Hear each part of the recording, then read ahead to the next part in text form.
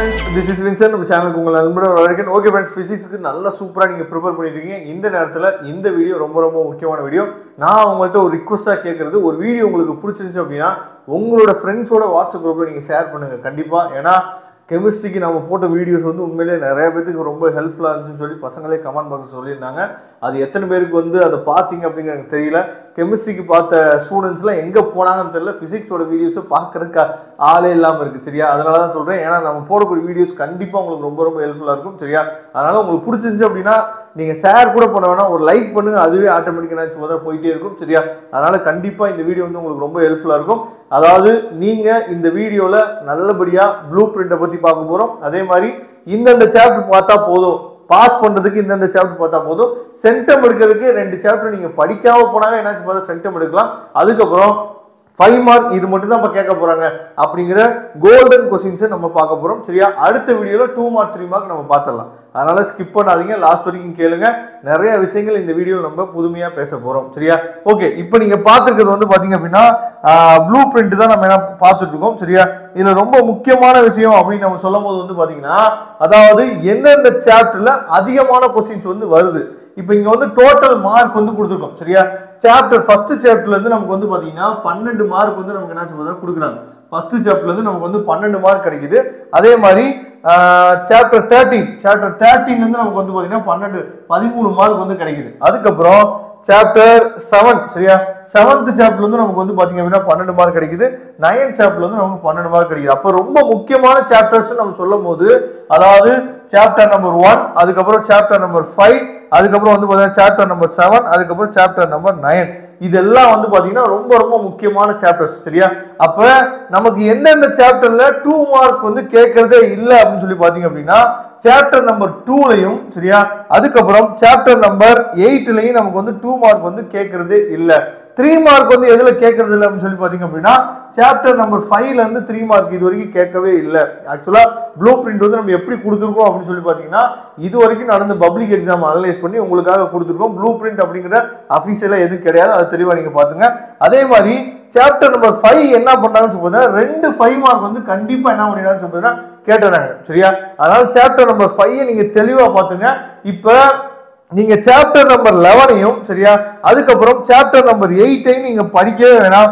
படிக்காம இருந்தீங்க அப்படின்னாவே சரியா, மேக்சிமம் நீங்க படிக்காம இருந்தீங்க அப்படின்னாவே உங்களுக்கு ஃபுல் மார்க் என்னன்னு பாத்தீங்கன்னா மேக்சிமம் உங்களுக்கு வந்து கிடைச்சிடும் சரியா.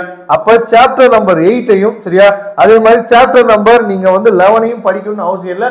அப்படி படிக்காம இருந்தாலுமே உங்களுக்கு வந்து பாத்தீங்க அப்படின்னா ஃபுல் மார்க் உங்களுக்கு கிடைச்சிடும். அதை பத்தி நீங்க ஒரி பண்ண வேணாம் சரியா. அதை தெளிவா நீங்க பாத்துங்க. அதுக்கப்புறம் ரொம்ப முக்கியமான விஷயம் என்ன பாத்தீங்கன்னா, இம்பார்ட்டன்ட் சாப்டர்ஸ் வந்து நான் ஆல்ரெடி உங்களுக்கு சொல்லிட்டேன் சரியா. இதை தெளிவா நீங்க பாத்துங்க. ப்ளூ பிரிண்ட் படி நம்ம பார்க்கும்போது இம்பார்ட்டன்ட் சாப்டர்ஸ் வந்து உங்களுக்கு நல்லா தெரிஞ்சிருக்கும் சரியா. அதே மாதிரி சாப்டர் நம்பர் 9, சாப்டர் நம்பர் 11 நீங்க ப்ரிப்பேர் பண்ண அவசியம் இல்லை. சார் நான் வந்து பாஸ் பண்ணா போதும் சார், அதுக்கு என்ன சார் வழி, எந்த சாப்டர் சார் நான் ஃபுல்லா நான் கவர் பண்ணும் அப்படின்னு சொல்லி நீங்க கேட்டீங்க அப்படின்னா, நீங்க பண்ண வேண்டியது வந்து பாத்தீங்கன்னா சாப்டர் நம்பர் 1 சரியா, chapter number 5, chapter number 7, chapter number 9, இந்த சாப்டர்ஸ் மட்டும் நீங்க ஃபுல்லா படிச்சுட்டு புக் பேக் இருக்கக்கூடிய 1 வேர்ட்ஸ் நீங்க பாத்துட்டீங்க அப்படின்னாவே மேக்ஸிமம் நீங்க நல்ல மார்க் வந்து ஸ்கோர் பண்ணிடலாம். திரும்ப சொல்றேன், chapter number 1, chapter number 5, chapter number 7, chapter number 9, இதை மட்டும் நீங்க பார்த்துட்டு புக் பேக்ல இருக்கக்கூடிய 1 வேர்ட்ஸ் பாத்தீங்கன்னா கண்டிப்பா பாஸ் மட்டும் இல்ல நல்ல மார்க்கே உங்களால ஸ்கோர் பண்ணிட முடியும். ஓகே, இப்போ வந்து நம்ம வந்து இம்பார்ட்டன்ட் 5 மார்க்ஸ் வந்து நம்ம பார்த்தலாம். இப்போ இம்பார்ட்டன்ட் 5 மார்க்ஸ் நம்ம பார்க்கும்போது நான் both Tamil and English medium ரெண்டுலயுமே சொல்றோம். அதனால கண்டிப்பா உங்களுக்கு ரொம்ப 2 பேருக்குமே கண்டிப்பா யூஸ்ஃபுல்லா இருக்கும். ஏன்னா தமிழ் மீடியம் பசங்க கமெண்ட் பாக்ஸ் கேட்டே இருக்கீங்க, சார் தமிழ் மீடியம் பசங்களுக்கு போடுங்க சார் சொல்லி கேட்குறீங்க, அதுக்காக தான் சரியா. இப்போ யங் இரட்டை பிளவு சோதனை, அதாவது யங்ஸ் டபுள் எக்ஸ்பெரிமெண்ட், அது தெளிவா படிச்சுங்க, அடிக்கடி நமக்கு எக்ஸாம்ல கேட்கறாங்க. அதுக்கப்புறம் மின் இருமுனை ஒன்றினால் ஏற்படும் நிலை மின்னழுத்தத்தின் கோவையை வருவி அப்படின்னு சொல்லி கேட்கறாங்க. அதாவது derive and expression for electrostatic potential due to an electro dipole சரி, எலக்ட்ரிக் டைபோல், இதை தெளிவா நீங்க பாத்துங்க. அதுக்கப்புறம் ஹைட்ரஜன் அணுவின் நிறமாலை தொடர்களை விளக்குக, ரொம்ப முக்கியமான கொஸ்டின். டிஸ்கஸ் தி அதாவது spectral series of hydrogen atom சரியா, அதையும் தெளிவா பாத்துங்க. அதே மாதிரி அதுல என்ன பண்றாங்க, நிறமாலை என்றால் என்ன, வெளிவிடு நிறமாலையின் வகைகளை கூறுக அப்படின்னு சொல்லி கேட்கறாங்க. What is spectrum, explain the types of அதாவது எமிஷன் ஸ்பெக்ட்ரம் சரியா, ரொம்ப முக்கியமான கொஸ்டின், இதையும் பாத்துங்க. அதுக்கப்புறம் வெரி வெரி இம்பார்ட்டன்ட் கொஸ்டின்ஸ். அதாவது இதெல்லாம் கண்டிப்பா கேட்கலாம், கேட்டாலும் ரொம்ப சந்தோஷம். சரியா? ஏன்னா இதுக்கப்புறம் நம்ம வரக்கூடிய எல்லாமே வந்து பாத்தீங்கன்னா ஓப்பன் கொஸ்டின்ஸ் நம்ம சொல்லிடலாம். கண்டிப்பா பிசிக்ஸ் 12th பிசிக்ஸ் அப்படின்னா இந்த கொஸ்டின்ஸ் தவிர்க்க முடியாது. பார்க்கலாம், எக்ஸாம்ல கேட்டாங்கன்னா ரொம்ப சந்தோஷம். அதாவது லென்ஸ் உருவாக்குவோரின் சமன்பாடு, அப்டைன் லென்ஸ் மேக்கர் ஃபார்முலா.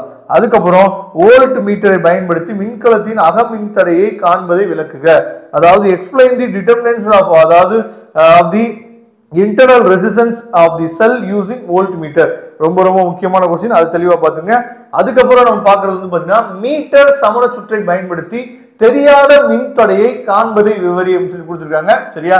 அதாவது explain the determinants of unknown resistance. சரியா?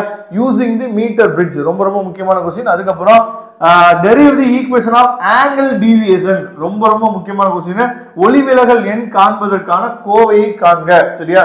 கண்டிப்பா எதிர்பார்க்கலாம். அதுக்கப்புறம் ரொம்ப ரொம்ப முக்கியமான கொஸ்டின், உங்களுக்கு தெரிஞ்சதா ஐன்ஸ்டீனின் ஒளி மின் சமன்பாடு, அப்டைன் தி ஐன்ஸ்டீன்ஸ் போட்டோ எலக்ட்ரிக் ஈக்குவேஷன். சரியா? ரொம்ப ரொம்ப முக்கியமான கொஸ்டின். அதுக்கப்புறம் மேக்ஸ்வெல் மாடிஃபிகேஷன்ஸ் ஆஃப் என்னன்னு சொல்றது ஆம்பியர் கிரிட்டிக்கல் லா. ரொம்ப ரொம்ப முக்கியமானது. மேக்ஸ்வெல்ஸ்ல இருக்க ஈக்குவேஷன்ஸ் தெளிவா பாத்துங்க. மேக்ஸ்வெல் ஈக்குவேஷன்ஸ் வந்து நமக்கு வந்துரும். சரியா? அதனால ஆம்பியரின் சுற்று விதியில் மேக்ஸ்வெல்லின் மாற்றங்களை விவரியும் சொல்லி கொடுத்துருக்காங்க. அதுக்கப்புறம் அதிர்வெண் பண்பேற்றத்தின் நன்மைகள் வரம்புகள். சரியா? அதாவது ஃப்ரீக்வன்சி மாடுலேஷனோட மெரிட்ஸும் லிமிடேஷன்ஸும் எழுத சொல்லியிருக்காங்க, அதை தெளிவா பாத்துங்க. அதுக்கப்புறம் வாட் இஸ் நியூக்ளியர் ரியாக்டர். சரியா? அணுக்கரு உலை என்றால் என்ன. அதுக்கப்புறம் அதாவது சமண சுற்று சோதனை காண்கன்னு சொல்லி கொடுப்பாங்க. கண்டிப்பா நமக்கு வீசன் சமண சுற்று அந்த கொஸ்டின் வந்து கண்டிப்பா நம்ம கேட்க போறாங்க. எப்படி வந்து நமக்கு வந்து மேக்ஸ்வெல் ஈக்குவேஷன்ஸ் இருக்கோ, சரியா, அந்த மாதிரி இந்த கொஸ்டினும் நமக்கு வந்து ரொம்ப ரொம்ப முக்கியமான கொஸ்டின். அதை தெளிவா நீங்க பாத்துங்க. அதுக்கப்புறம் ஒளியின் வேகத்தை கணக்கிடும், சரியா, விசியூ முறை. சரியா? இது ரொம்ப முக்கியமான கொஸ்டின். சரியா? Fizeau's methods to determine the speed to light. சரியா? அதுக்கப்புறம் மின்காந்த அலையின் பண்புகள், properties of electromagnetic waves. சரியா? அதுக்கப்புறம் வாண்டிகிராஃப் இயற்றி. இதெல்லாம் தெரிஞ்ச கொஸ்டின் தான், கண்டிப்பா நம்ம கேட்பாங்க. இதெல்லாம் நீங்க இப்ப கொடுத்தா கூட எழுதுவீங்க, வாண்டிகிராஃப் ஜெனரேட்டர். சரியா? அதுக்கப்புறம் ஸ்டேட் அண்ட் ப்ரூவ். சரியா? De Morgan's first and second theorem. Very very important questions பாத்துக்குங்க. சரியா? டி மார்கன்ஸோட முதல் மற்றும் இரண்டாவது தேற்றம். அதுக்கப்புறம் சோ தட், அதாவது இந்த M12, சரியா, M12 ஈக்குவல் டு M21. இது வந்து நமக்கு என்னன்னா பேர் ஆஃப் காயில்ஸ், அதாவது கம்பி சுருள் சுற்றுகளை பத்தி என்ன பாத்தீங்கன்னா ப்ரூஃப் பண்ண சொல்றாங்க. M12 equal to M21. சரியா? இந்த கொஸ்டின் தெளிவா நீங்க பாத்துங்க. அதுக்கப்புறம் கதிரியக்க சிதைவு விதி, அப்டைன் லா ஆஃப், அதாவது ரேடியோ ஆக்டிவ் டிகே. சரியா? அது தெளிவா பாத்துங்க. அதுக்கப்புறம் ஒரு கட்ட மாற்று திசை, அதாவது ஒரு கட்ட மாற்று திசை மின்னோட்ட மின்னியற்றத்தின் செயல்பாட்டை படத்துடன் விவரி. Explain the working of single phase and AC generator with neat diagram. சரியா? இது ரொம்ப முக்கியமான கொஸ்டின். அதுக்கப்புறம் வந்து பாத்தீங்க அப்படின்னா, அதாவது நீங்க குறைவான மார்க் நீங்க எடுத்திருக்கலாம் இதுக்கு முன்னாடி எக்ஸாம்ல. இந்த கொஸ்டின்ஸ் எல்லாம் நல்லா நீங்க ப்ரிப்பேர் பண்ணிட்டீங்க அப்படின்னா உங்க மார்க் வந்து கண்டிப்பா ஹையா மாறுறதுக்கு வாய்ப்புகள் அதிகம், வித் ஒன் வேர்டோட சேர்த்து. சரியா? இப்ப ஸ்டேட் ஆம்பியர் சர்க்யூட் லா. சரியா? Fine magnetic induction. சரியா? இது வந்து சப்டிஷன் 1 சப்டிஷன் 2 லைன்ஸ் பத்தி கேட்கறதுக்கு வாய்ப்புகள் இருக்கு. ஆம்பியரின் சுற்று விதி, அதுக்கப்புறம் காந்தப்புலத்தை காண்க ஆம்பியர் சுற்று விதியை பயன்படுத்தி. அதுக்கப்புறம் அதாவது போரின் அணு மாதிரி, இதுவும் நமக்கு ரொம்ப ரொம்ப முக்கியமான கொஸ்டின், அதாவது போர் ஆட்டம் மாடல். அதுக்கப்புறம் வந்து பாத்தீங்கன்னா transistor as a amplifier. Transistor வந்து எப்படி ஆம்பிளிஃபையர் யூஸ் ஆகுது with neat circuit diagram use பண்ணி என்ன சொல்றது அந்த கொஸ்டினை எழுதி சொல்லுவாங்க. அதே மாதிரி டயக்ராமுக்கு மார்க் இருக்கு, அதை மறந்துடாதீங்க. டிரான்சிஸ்டர் பெருக்கியாக எவ்வாறு செயல்படுகிறது, தெளிவான மின் சுற்று படத்துடன் விவரி. அதுக்கப்புறம் மின்மாற்றியின் அமைப்பு மற்றும் செயல்பாட்டை விளக்குக, அதன் பயனுறு திறனை வரையறுக்கவும் அப்படின்னு சொல்லி கொடுத்திருக்காங்க. Explain construction and working of transformer and define its efficiency அப்படின்னு சொல்லி கொடுத்துருக்காங்க. ரொம்ப ரொம்ப முக்கியமான கொஸ்டின்ஸ். இந்த கொஸ்டின்ஸ் எல்லாம் நீங்க தெளிவா நீங்க பார்த்துட்டீங்க அப்படின்னாவே கண்டிப்பா உங்க மார்க் வந்து, அதாவது நீங்க எவ்வளவு குறைவான மார்க்கா இருந்தாலும் அது அப்படியே வந்து பாத்தீங்கன்னா நல்லபடியா நல்ல மார்க்கா மாறுறதுக்கு வாய்ப்புகள் கண்டிப்பா 100% இருக்கு. சரியா? அதனால இந்த வீடியோ பிடிச்சிருந்துச்சு அப்படின்னா உங்க ஃப்ரெண்ட்ஸுக்கூட வாட்ஸ்அப் குரூப்ல கண்டிப்பா நீங்க ஷேர் பண்ணுங்க. அதுக்கப்புறம் லைக் பண்ண மறந்துடாதீங்க. நம்மளோட வாட்ஸ்அப் குரூப்லையும் கண்டிப்பா நீங்க ஜாயின் பண்ணிடுங்க. வரக்கூடிய நாட்களில் போடக்கூடிய வீடியோஸ் கண்டிப்பா உங்களுக்கு ரொம்ப ரொம்ப ஹெல்ப்ஃபுல்லா இருக்கும். தேங்க்யூ. நம்ம நெக்ஸ்ட் வீடியோ பார்க்கலாம். அதுவரை உங்களை இந்த விடைபெறுவது உங்கள் நண்பன் வின்சன். தேங்க்யூ.